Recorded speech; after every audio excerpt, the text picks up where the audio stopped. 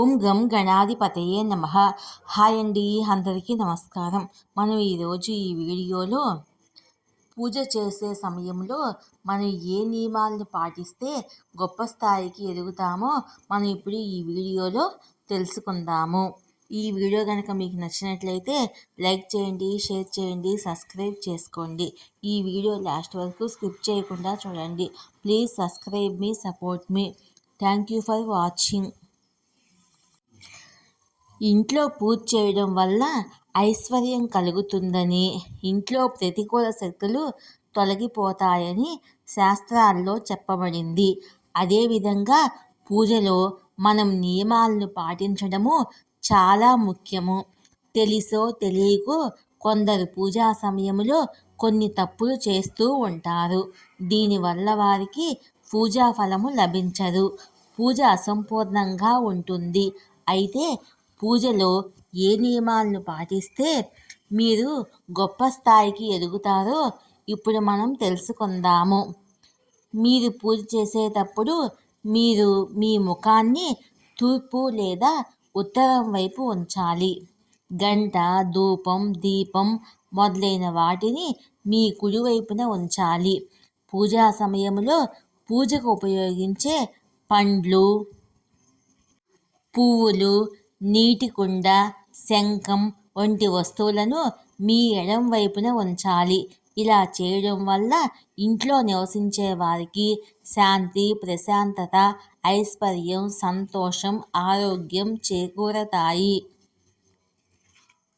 వాస్తుశాస్త్రం ప్రకారము పూజ గది ఎల్లప్పుడూ ఈశాన్య దిశలో ఉండాలి. ఈ దిక్కున పూజా మందిరం ఉండటం వల్ల ఇంట్లో నివసించే వారికి శాంతి, సంపద, సంతోషం, ఆరోగ్యం లభిస్తాయి. మత విశ్వాసాల ప్రకారము ఇంటి పూజా గదిలో నిలబడి పూజలు చేయకూడదు. ఎందుకంటే దేవుడికి నిలబడి పూజ చేయటము మంచిది కాదు. కాబట్టి పూజా సమయంలో నిలబడి పూజ చేయకండి. మీరు పూజ చేసినప్పుడు మీరు నేలపై కూర్చొని మాత్రమే పూజ చేయాలని గుర్తుంచుకోండి. మీరు పూజ చేసేటప్పుడు ఒట్టి నేలపై కూర్చొని పూజ చేయకండి. ఒక చాప మీద కూర్చొని పూజ చేయాలని గుర్తుంచుకోండి.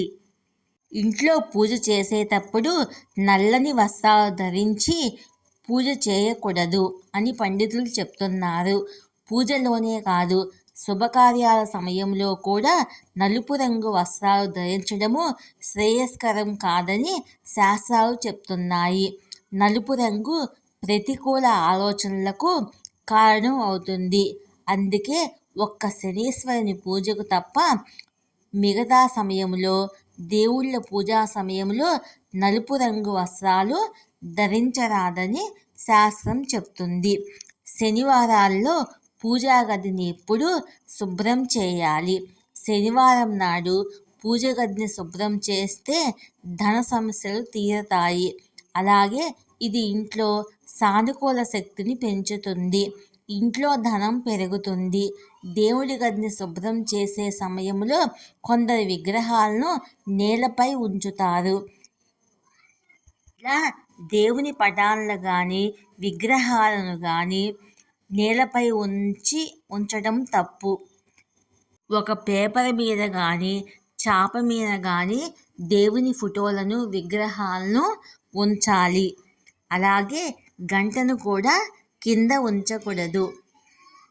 శుభ్రపరిచేటప్పుడు లేదా శుభ్రం చేసిన తర్వాత నేలపై దేవుని ఫోటోలు మరియు విగ్రహాలను ఉంచకూడదు.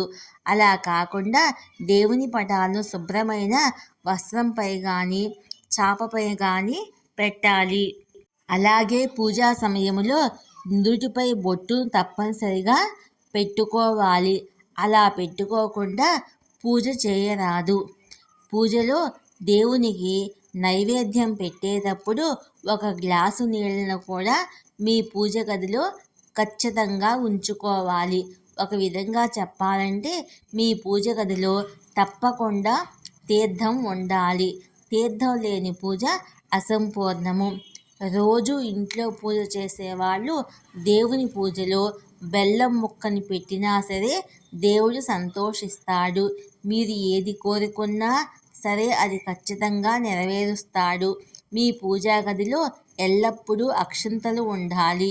ఇంట్లో పూజ పూర్తయిన తర్వాత దేవునికి నమస్కరించి మీ తలపైన అక్షంతలను వేసుకుంటే ఆ దేవుని ఆశీర్వాదము సంపూర్ణంగా మీకు లభిస్తుంది. నిత్యము తమలపాకులను దేవుడికి సమర్పించాలి. దీనివల్ల ఇంట్లో ఏమైనా దోషాలు ఉంటే తొలగిపోతాయని పండితులు చెప్తున్నారు. శాస్త్రాల ప్రకారము హారతి ఇచ్చేటప్పుడు కర్పూరము అలాగే ధూపం ఇచ్చేటప్పుడు వాటి సంఖ్యపై శ్రద్ధ వహించండి. గ్రంథాల ప్రకారము మీరు ధూపము లేదా అగరబత్తీలు దేవునికి హారతి ఇచ్చినప్పుడల్లా దాని సంఖ్య ఎల్లప్పుడూ బేసి సంఖ్యలో ఉండాలి. 3, 5, 7 లేదా 9 లాగా. మీరు దీపం వెలిగిస్తున్నట్లయితే ఒత్తుల సంఖ్య కూడా బేసి సంఖ్యలో ఉండాలి. శాస్త్రాల ప్రకారము దేవునికి హారతి ఇచ్చిన తర్వాత పువ్వు లేదా చెంచా సహాయంతో హారతి చుట్టూ 4 సార్లు నీటిని చిలకరించి భూమిపై వదిలివేయాలి.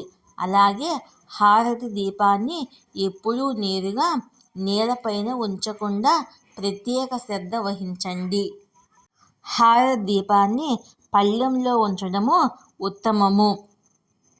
పూజా సమయములో వెలిగించే దీపపు కుందులు ఎప్పుడూ శుభ్రంగా ఉంచుకోవాలి.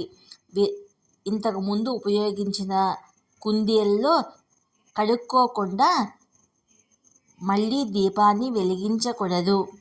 అలాగే దీపకుందిల్లో ఒత్తులను ఎప్పటికప్పుడు మార్చుకుంటూ ఉండాలి. అలాగే ప్రమిదలు ఎక్కువగా పగలకుండా ఉండాలి. పూజ గదిలో పగిలిన దీపాన్ని ఉపయోగించడం వల్ల అశుభం కలుగుతుంది. మీరు పూజ ప్రారంభంలో దీపం వెలిగించినప్పుడు దీపములో తగిన మోతాదులో నెయ్యి లేదా నూనె ఉండేలా జాగ్రత్త పడాలి. అప్పుడు పూజ ముగిసేలోపు దీపం కొండెక్కకుండా ఉంటుంది. సాయంకాలంలో చేసే పూజలకు మీకు రెట్టింపు పుణ్యఫలం లభిస్తుంది. ఇంట్లో లేదా గుడిలో సూర్యాస్తమయం తరువాత గంట మోగించడం చేయరాదని శాస్త్రాల్లో పేర్కొన్నారు. సూర్యాస్తమయం తర్వాత దేవతలు విశ్రాంత స్థితిలో ఉంటారు. అలాంటప్పుడు వారిని మేల్కొల్పడం సరికాదని నమ్ముతారు. అందుకే సూర్యాస్తమయం తర్వాత ఆలయంలో లేదా పూజా గదిలో గంట మోగించకూడదనే విషయాన్ని మనం ఎల్లప్పుడూ గుర్తుంచుకోవాలి. చాలామంది పూజలో బంతి పువ్వులను ఎంతో అందంగా ఉంటాయని వాటిని పూజకు ఉపయోగిస్తూ ఉంటారు.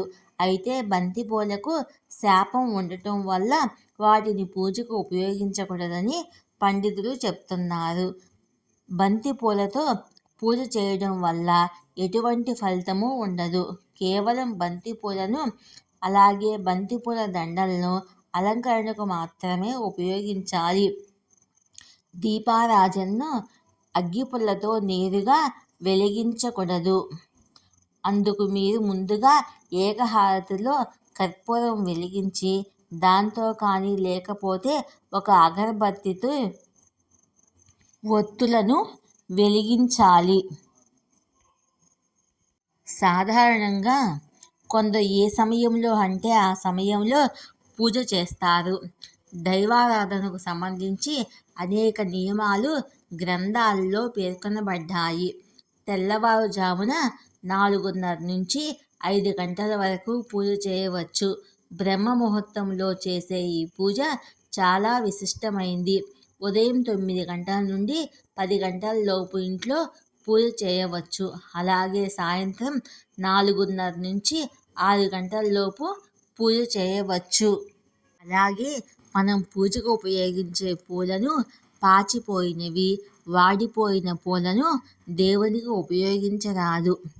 ఇలా ఉపయోగిస్తే దేవుని యొక్క కరుణ మనకు లభించదు. అలాగే దేవుని గదిలో ఎప్పుడూ ఉద్ధరణితో నీటిని ఉంచాలి. అలాగే దేవుని గదిలో పూజ చేసేటప్పుడు వాడిన పూలను పూర్తిగా తీసివేయాలి. దేవుని గదిలో ఎల్లప్పుడూ లైట్ వెలుగుతూ ఉండాలి.